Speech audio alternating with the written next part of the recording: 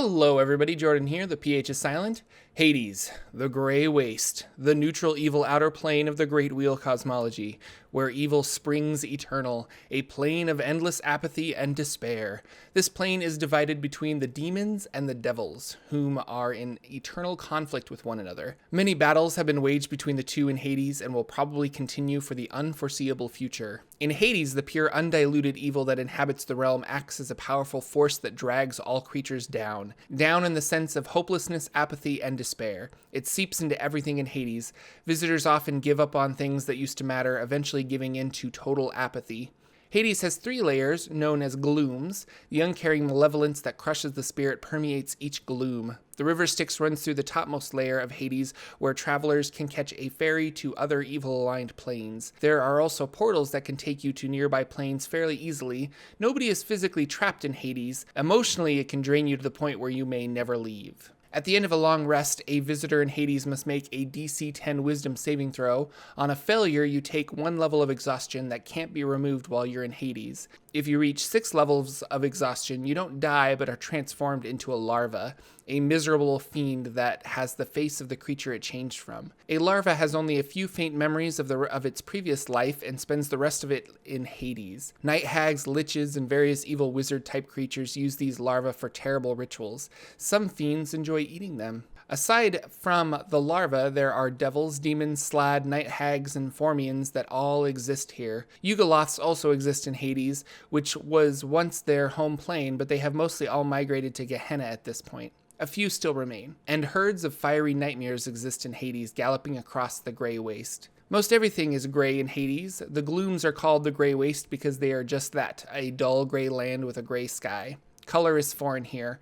When a visitor steps into Hades, the color disappears around them, changing everything into a white, black, or gray.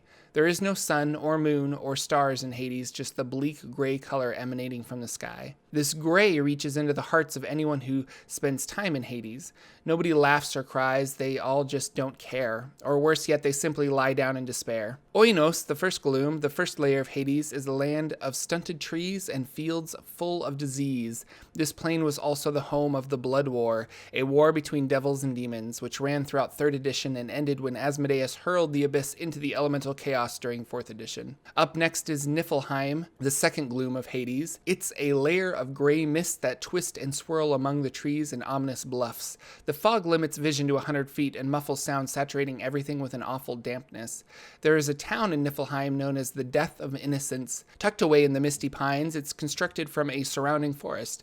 It holds around 5,000 mortals who spend most of their time indoors, giving the town an abandoned feel. Plution is the 3rd layer, a realm where nobody wants to be there and nobody can remember why they came. Stretching for 100 miles are the walls of gray marble that contain the underworld. A single double gate is the entrance, dented and scarred by heroes who attempted to get past.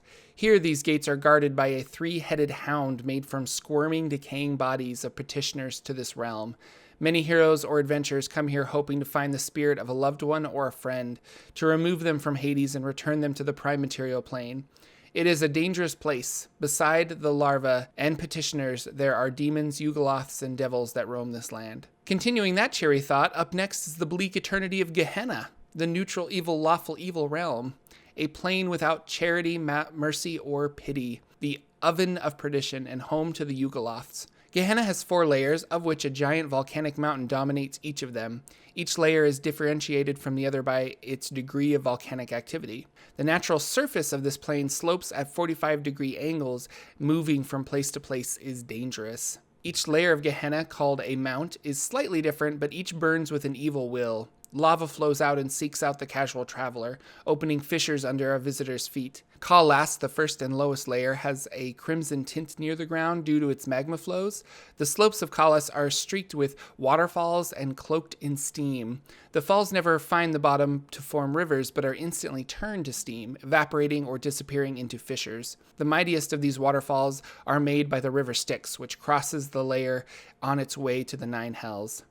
Chamda, the second mount, is the most savage. There is constant magma flow that solid, cool ground is rare. Soft gray ash falls everywhere like a deadly snow, often making it difficult to see. On any of these layers, there isn't a naturally occurring level ground. However, Gehenna's inhabitants have carved out artificial ledges, some of which are large enough for entire cities.